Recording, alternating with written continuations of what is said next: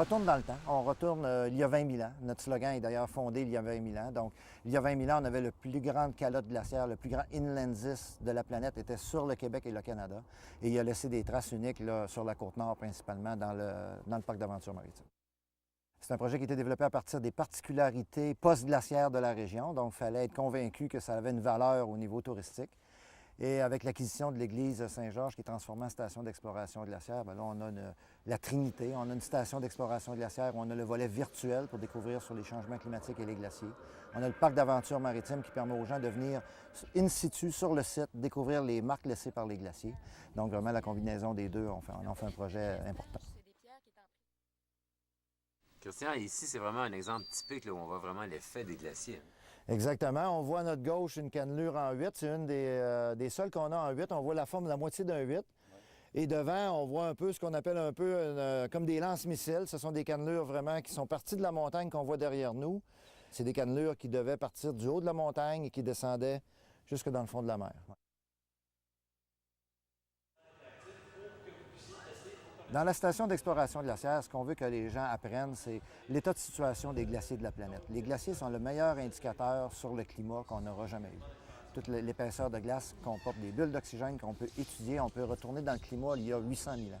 Donc, ça nous donne un peu l'histoire du climat, comment c'était avant que l'homme commence à faire de l'industrialisation et maintenant qu'on en fait. Donc, il y a un élément important. Et le deuxième élément, c'est les changements climatiques.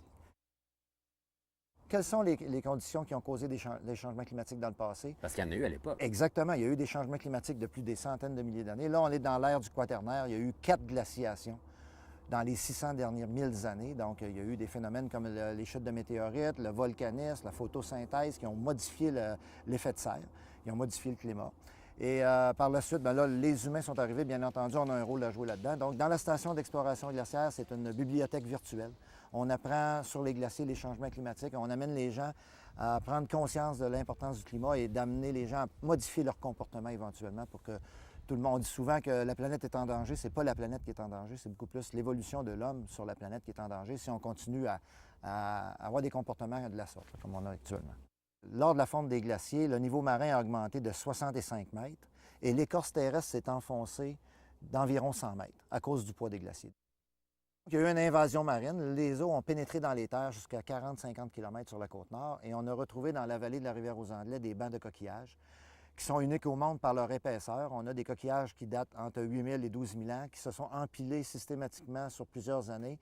Probablement qui est arrivé dans une période de 500 ans, un changement climatique brutal qui a amené un refroidissement des eaux et qui a causé la mort de ces coquillages-là. Parce que pour qu'ils soient empilés, il a fallu qu'il y ait un phénomène extraordinaire.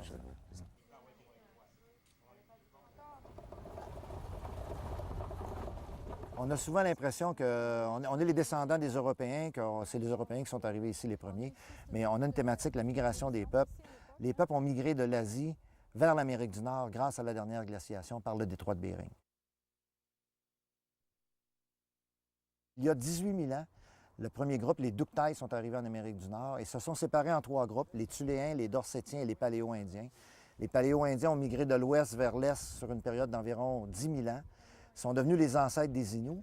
Et les Dorsétiens et les Thuléens ont fait une migration d'environ 6 000 ans et sont devenus les ancêtres des Inuits.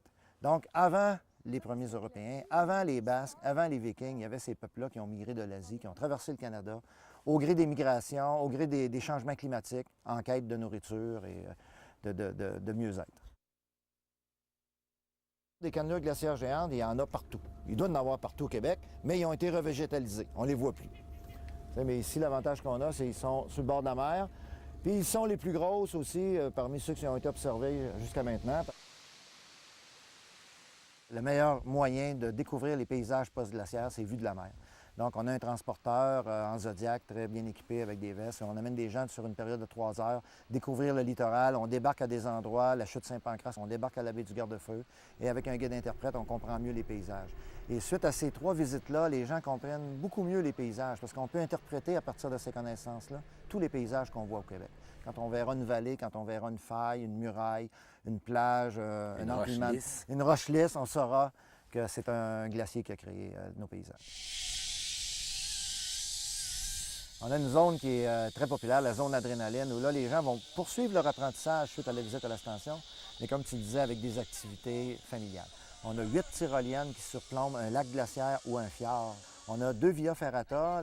C'est sécurisé par un câble d'acier. Les gens ont un harnais, sont attachés après le câble. Souvent, on a fait comme marcher sur des trottoirs naturels. Des fois, il y a des petits escarpements. On a installé des ancrages pour faciliter les déplacements. Donc, ça permet d'avoir accès à des terrains accidentés sans avoir besoin de technique, mais en étant sécurisé. Donc, la Via des Mers, c'est la plus longue en Amérique du Nord actuellement. Elle a 1,3 km.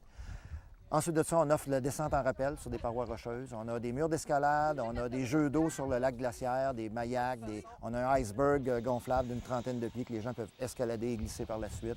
Et on a un réseau de randonnée pédestre de 35 km qui est agrémenté d'une dizaine de sites d'observation maritime où là, on a une vue sur des paysages post-glaciaires qui sont équipés de panneaux d'interprétation et de boîtes vocales. Donc, c'est une suite. On va à la station d'exploration glaciaire et après, on va découvrir le Jardin des glaciers par son parc d'aventure maritime. Puis tout ça se produit à un moment où la planète est en train de vivre de grands bouleversements. On est inquiet, on ne sait pas ce qui se passe exactement, mais il se passe quelque chose. Et ici, ça nous aide à mieux comprendre ce qui s'est déjà passé puis ce qui risque d'arriver aussi. Exactement. Puis on l'amène d'une manière très positive. On n'est pas là pour taper sur les doigts des gens. C'est un spectacle, c'est ludique, on s'amuse, mais on apprend des choses.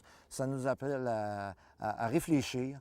Puis qu'est-ce qui va sauver un peu notre environnement éventuellement? C'est individuellement qu'on va modifier nos comportements.